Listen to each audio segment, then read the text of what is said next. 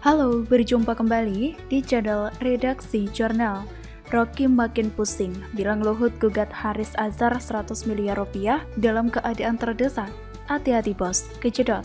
Ditulis oleh tim Redaksi Jurnal dari berbagai sumber. Pengamat politik Rocky Gerung mengomentari tuntutan yang dilayangkan oleh Luhut. Rocky Gerung menilai gugatan yang dilayangkan oleh Luhut adalah hal yang konyol.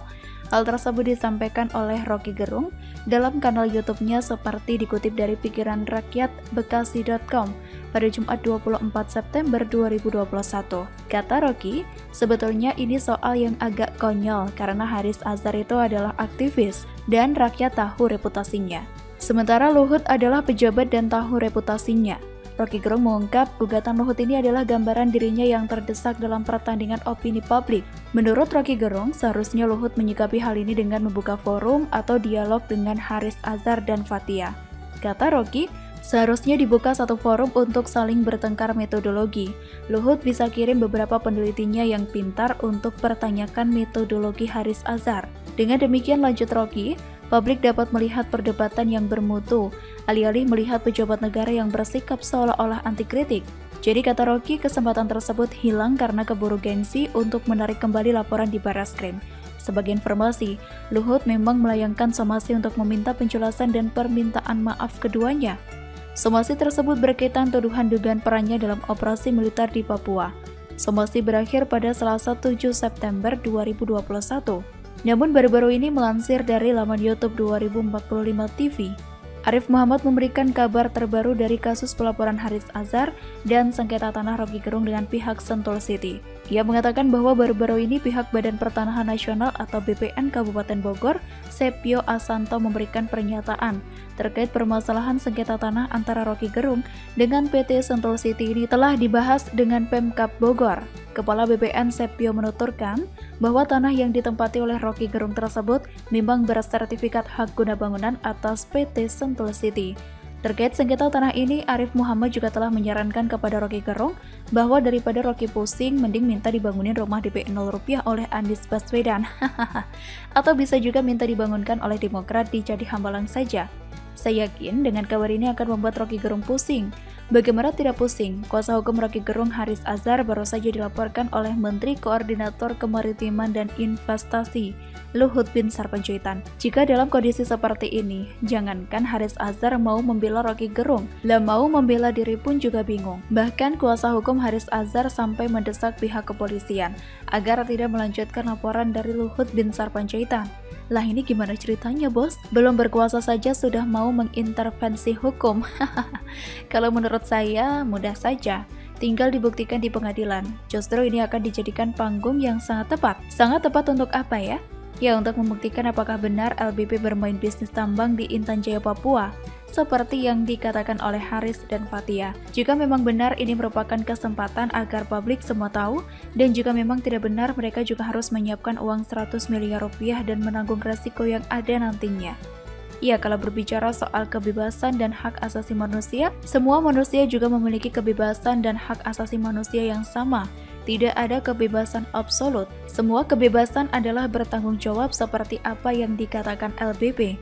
Jadi jangan sampai menjadi orang yang cengeng dan playing victim saat diseret kerana hukum dengan teriak kebebasan dan hak asasi manusia, tapi di sisi lain mengabaikan hak asasi orang lain. Apalagi dalam kasus ini, LBP juga sudah melayangkan somasi 2 kali dan tidak ada etika baik. Jadi menurut saya juga sudah pas dan tepat jika kasus ini dibawa ke jalur hukum. Nah, tinggal dibuktikan saja jika yang dituduhkan oleh Haris dan Fathia itu benar. Saya yakin rakyat juga akan mendukung mereka.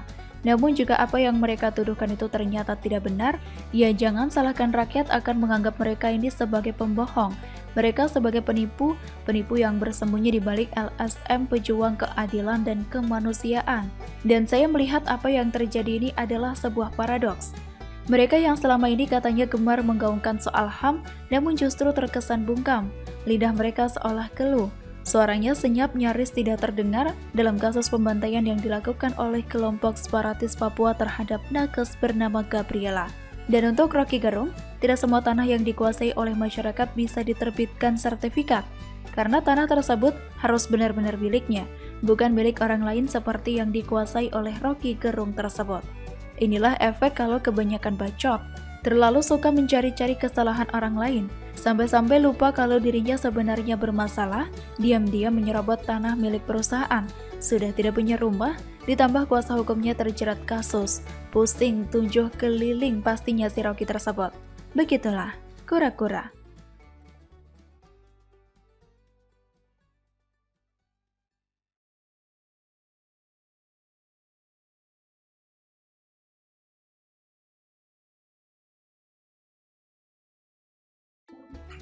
Halo, berjumpa kembali di channel Redaksi Jurnal. Kader Demokrat ini heran dengan LBP menangani segala urusan. Iri, bilang bos, ditulis oleh Joy Putra di sewar.com.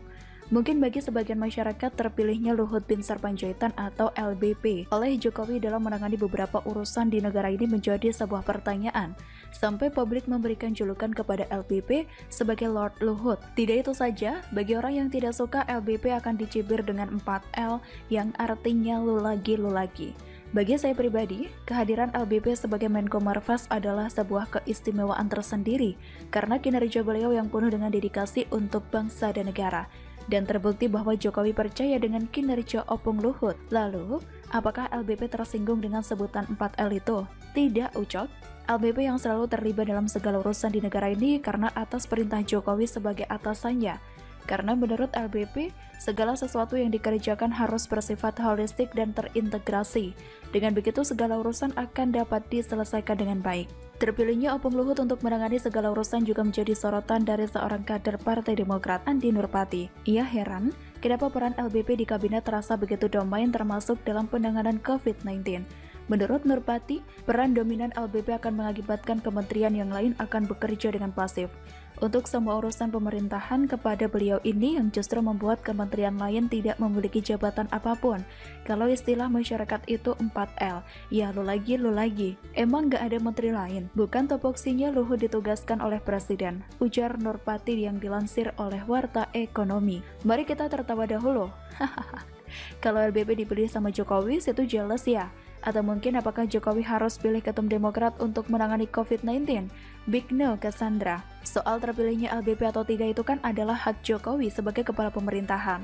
Beliau memiliki wewenang untuk menentukan siapa yang dapat dipercaya membantu tugasnya.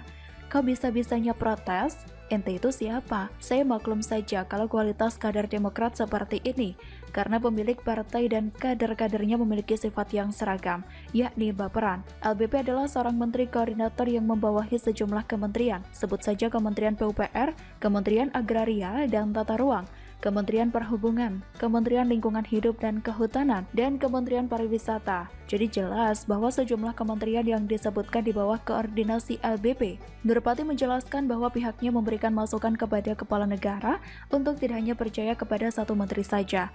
Menurut dia, masyarakat juga ingin menilai hasil kerja para menteri yang lain. Nurpati beranggapan memilih satu menteri untuk dipercaya dapat menyebabkan kinerja kementerian tidak jelas.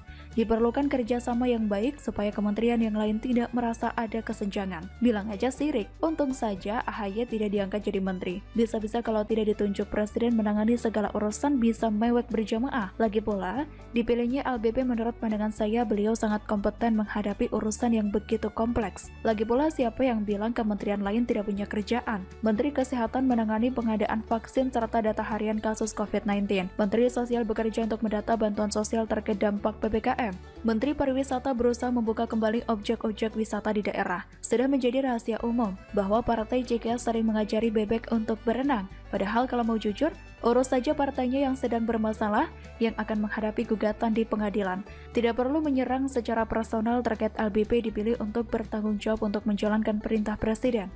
Sekali lagi, ini kewenangan presiden untuk memilih LBP menangani kasus COVID-19.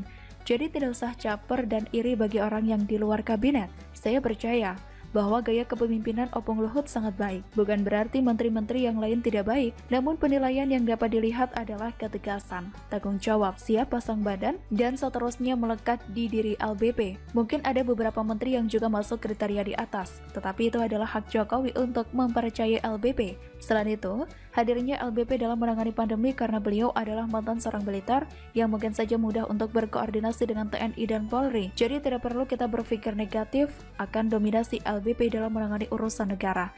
Karena bagi saya, Koordinasi LBP di sejumlah kementerian berjalan dengan baik. Demokrat sepertinya panas ketika Indonesia dipuji sejumlah negara karena dapat menangani pandemi dengan baik. Dan itu merupakan hasil kerja dari Opung Luhut dan beberapa kementerian yang terlibat dalam menangani bencana pandemi di Indonesia.